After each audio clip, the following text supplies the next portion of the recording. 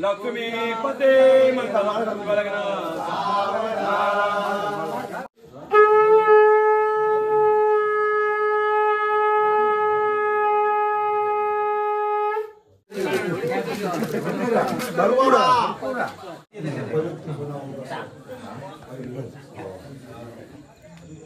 नमस्कार मित्रांनो, तर आज मी आलो आहे भैरवगडावर, भैरवनाथ मंदिर येथे। तर या ठिकाणी विजयादशमीचा एक सुंदर असा कार्यक्रम असतो, तर तो तुम्हाला या व्हिडिओच्या माध्यमातून आपण दाखवणार आहोत। आपल्याला आता काळोख झाला आहे, कारण आपण संध्याकाळी 6:30 वाजता ट्रेक करायला सुरुवात केली। दिघवळे रांजणवाडीमधून आपण जवळपास 4 ते 5 किलोमीटर ट्रेक करून पूर्ण डोंगर पार करून जंगलातून आपण या ठिकाणी आलो आहे। आणि आता सध्या या ठिकाणी भजन सुरू आहे, तर ते भजन देखील आपण तुम्हाला दाखवणार आहोत। आजची ही रात्र असणार आहे, ही पूर्ण जागरणाची रात्र असणार आहे। रात्रभर भजन वगैरे सर्व हे कार्यक्रम सुरू असणार आहेत आणि उद्या सकाळी या ठिकाणी सोने लुटण्याचा कार्यक्रम होणार आहे।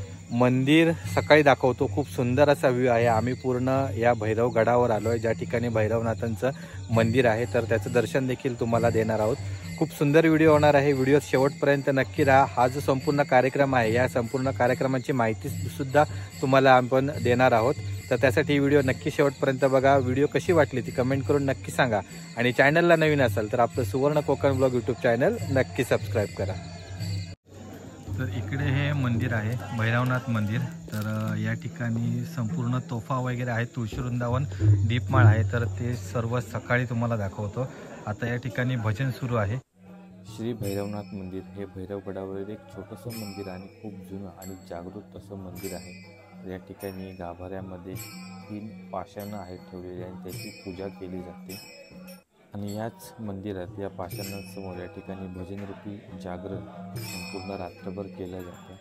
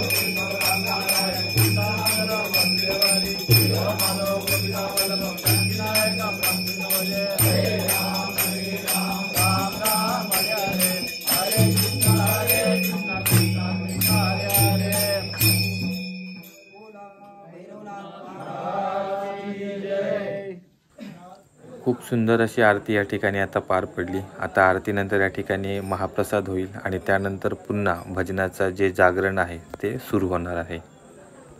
या ठिकाणी आहे जेवणाची पंगत. खूप सुंदर असं वातावरण आहे. सर्वजण एकत्र मिळून या ठिकाणी हा सर्व कार्यक्रम साजरा करतात. तर आपण आता आधी पहिल्यांदा जेवून घेऊया.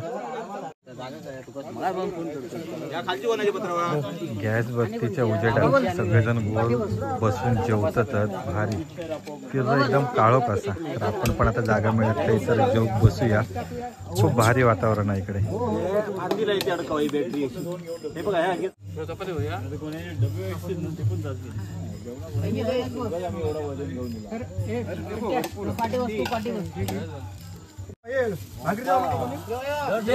भाकरी देवा का असो काय विचारतो. अरे माझा बसत नाही तो बिंदास.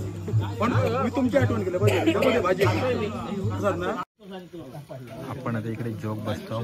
तर इकडे सर्वांनी म्हणजे जो महाप्रसाद असा तर तो भाजी त्याच्यानंतर डाळ भात आणि भाकरी वगैरे सर्व आणलेली आहेत जे गावातून येले सगळेजण. तर आपल्याला भाकरी एक मिळाली आहे. भाकरी आणि भाजी खाऊया. नंतर डाळ भात पण असा. बाकीचे सर्व मंडळींनी काय काय भाजी वगैरे अजून काय काय पदार्थ आणलेले आहेत ते एकत्र मिळून खातात या ठिकाणी. खूप भारी वाटतं.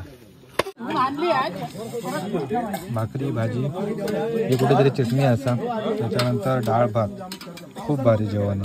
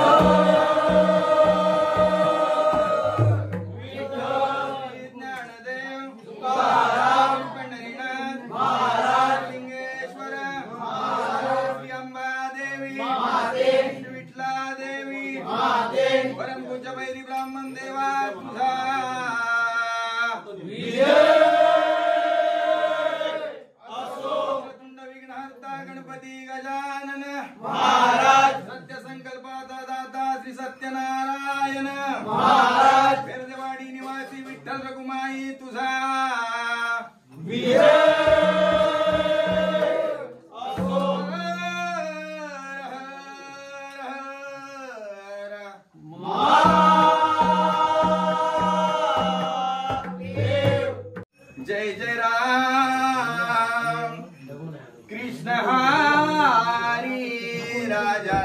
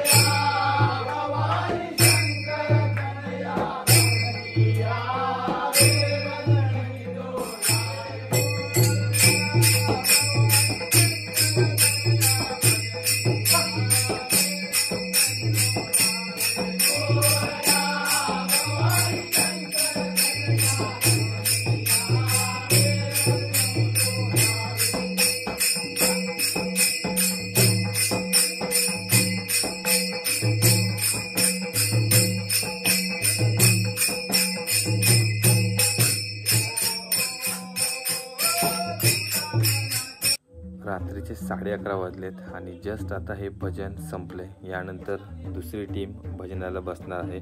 असे हे संपूर्ण भजन रात्रभर चालू राहणार आहे. पहाटे 5 वाजता ज्यावेळी काकड आरतीला सुरुवात होईल त्यावेळी या भजनरूपी जागरणाची सांगता होणार आहे. आणि दुसऱ्या दिवशी म्हणजे उद्या सकाळी या ठिकाणी भैरवनाथांची पूजा होईल.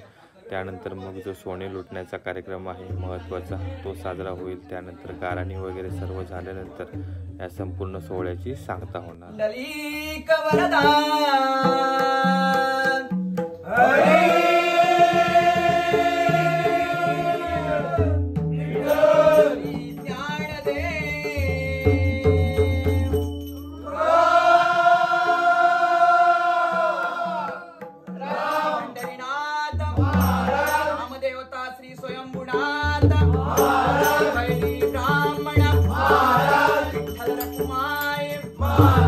गणपती गजानन बजरंग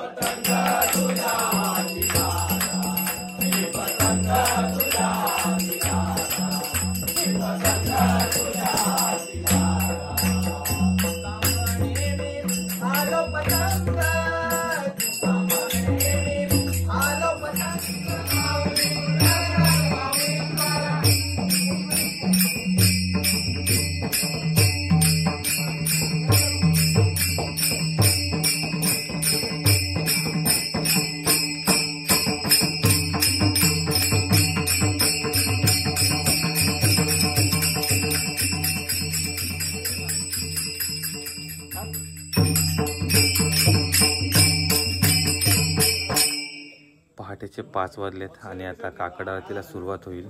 रात्रभर या ठिकाणी भजनांचा कार्यक्रम सुरू होता. सर्वजण हे 2-3 तास ट्रेक करून दमून आलेले असून देखील या ठिकाणी पूर्ण रात्र त्यांनी भजन केले. आम्ही देखील खूप दमलेलो, पण आम्ही 1-2 तास आराम केला. पण या ग्रामस्थांची सर्वांची खरोखर दाद द्यावी लागेल. साधू संत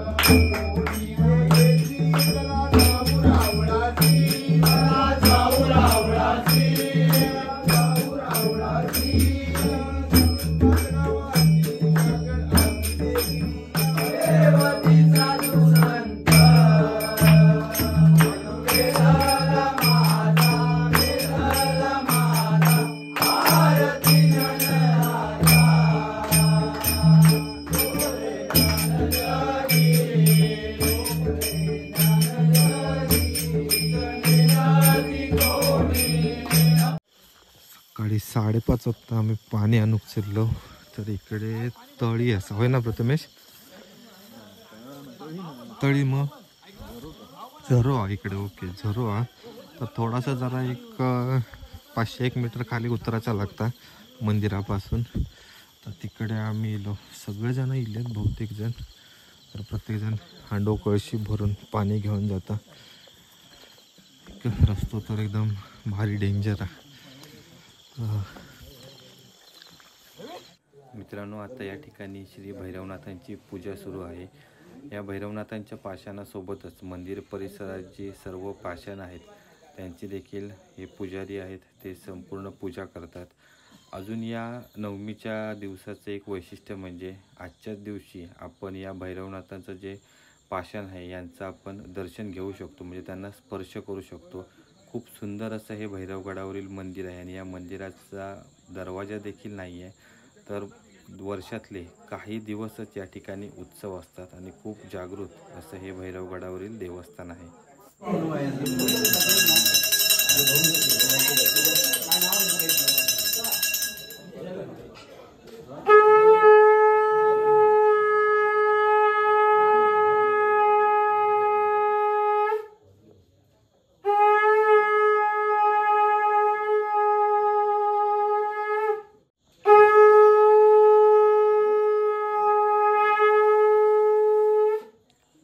श्री भैरवनाथ मंदिर भैरवगड कौलारू छपराचं हे छोटंसं असं मंदिर आहे. खूप सुंदर असं मंदिर आहे.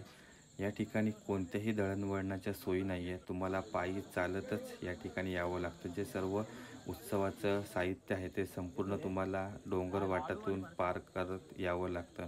हे मंदिर खूप जागृत असल्यामुळे या ठिकाणी जर भेट द्यायची असेल तर पवित्रता खूप बाळगावी लागते. तर इकडे मंदिर असा आणि आपण आता या ठिकाणी चाललो जिकडून मस्त असं आपल्या डोंगरांचं आणि डोंगराच्या पायथ्याशी वसलेल्या गावांचं आणि एक डॅम असा तर त्याचं व्ह्यू मिळता. त्यासाठी आपण चाललो. वातावरण तर फुल भारी असा आणि तो बघा तिकडे असा एक डॅम. वा, आणि खाली तिकडे गावं पण असत. खूप भारी वाटतं. अजून पुढे जाऊया काय? चला. वा, खूप भारी. एकदम सकाळ सॉलिड झालेली असा, एकदम मन प्रसन्न झाला. वाट मात्र जरा अरे कुर्ले, चल चल चल.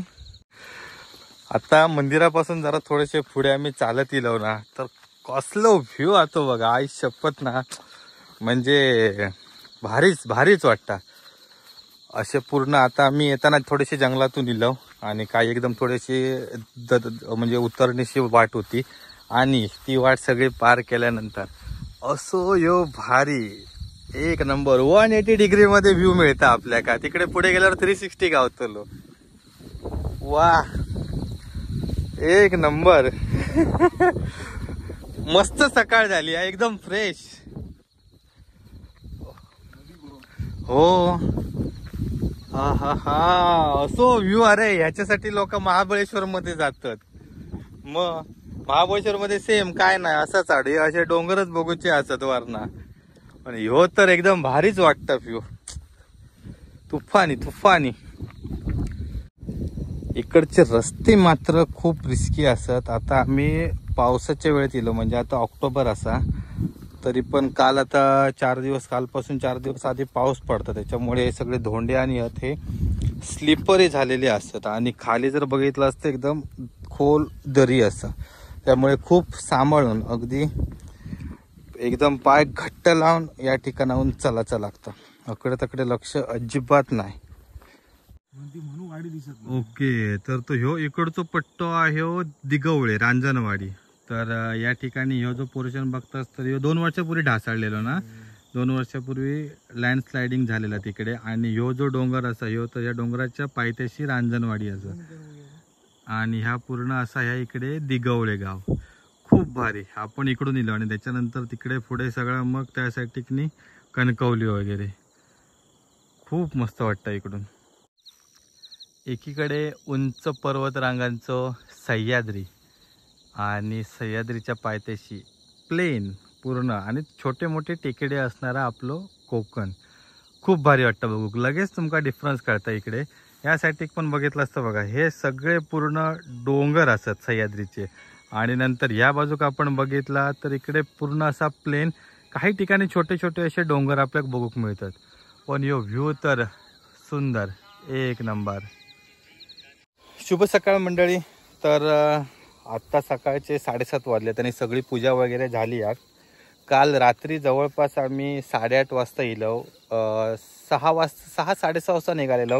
काळोख झालो पूर्ण. त्याच्यामुळे येतानाचं ट्रेकचं व्हिडिओ आपल्याला बनवूक नाही मिळालं. पण जातानाचं ट्रेकचं व्हिडिओ आपण तुमका दाखवतलो. आणि कसं मस्त पूर्ण सिनरी असा किती खतरनाक रोडने आम्ही रात्री इलो रस्त्यान पायवाटेन तो तुमका या पुढच्या व्हिडिओमध्ये दाखवतलो.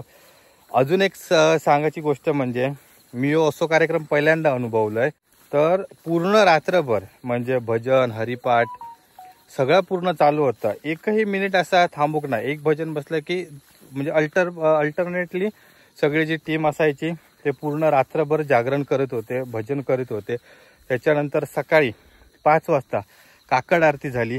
काकड आरती झाल्यानंतर मग देवाची पूजा वगैरे सर्व जी पारंपरिक पद्धतीने विधिवत असतं तशी पूजा केल्या. आणि पूजा केल्यानंतर आता सोने लुटूचो कार्यक्रम असा. तर आम्ही जरा मस्तपैकी इकडे फिरा केलं होतं. आता तुम्ही सीन मस्त बघितलं असंच. खूप भारी. आता फक्त एक सोने लुटूचो कार्यक्रम झालो की ह्या खंडेनवमीच्या कार्यक्रमाची या ठिकाणी सांगता होतं की मग आपण पूर्ण रिटर्न ट्रेकला सुरुवात करतलो. पूजा झाल्यानंतर या ठिकाणी आता नैवेद्य दाखवतात. तर ह्यो नैवेद्य ह्या मंदिरातच हे संपूर्ण जी पुरुष मंडळी असतात ती मिळून बनवतात. आणि आता त्याच्यानंतर पारंपरिक गाराणा होताला.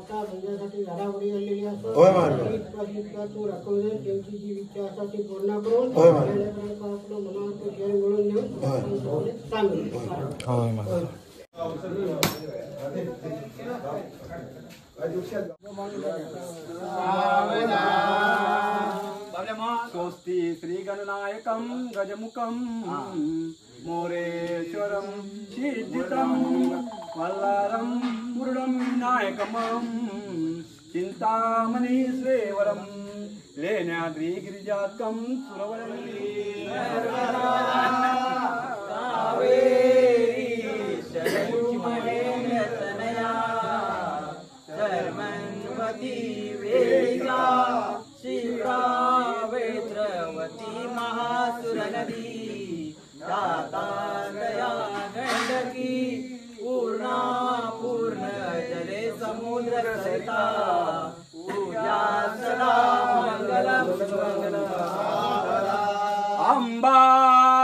अष्टभुजा त्रिलोक जननी देवी कुल स्वामिनी आली लग्न करा निवास करल्या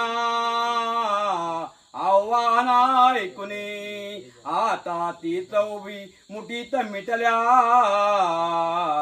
घेऊन या अक्षता माते हो वरददायिनी वधुवरा कुर्या सदा मंगलम शिवलग्न सावधारा घेऊन या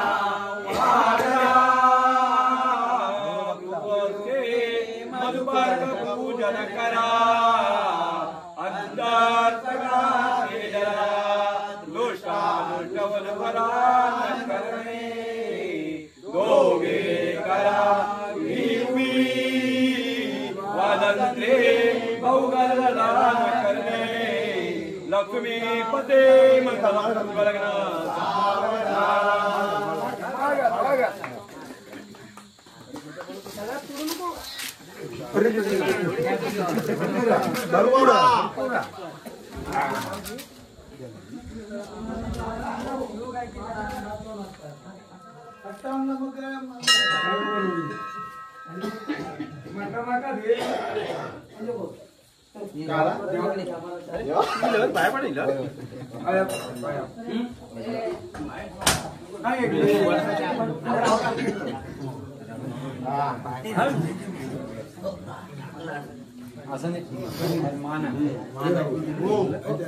सर्व कार्यक्रम आता पार पडलेलो असा आणि या ठिकाणी आता महाप्रसाद तर जे मगाशी दैविक नैवेद्य दाखवले होते तर तो त्या ठिकाणी सर्व महाप्रसाद घेऊन इथून आता आम्ही ट्रेक करत खाली उतरतलो. तर पुन्हा एकदा आपण रात्री ज्या ठिकाणी बसलेलो तर त्या ठिकाणीच इकडे महाप्रसादासाठी बसतो. खूप मस्त असं कार्यक्रम झालो. तर व्हिडिओ हे तुमका कसं वाटलं तो कमेंट करून नक्की सांगा आणि मंडळी चॅनलला नवीन असाल तर आपलं चॅनल नक्की सबस्क्राईब करा. तर इकडे असा श्री भैरवनाथ मंदिर आणि आपण आता चाललो रिटर्न दिघवळे रांजणवाडीत.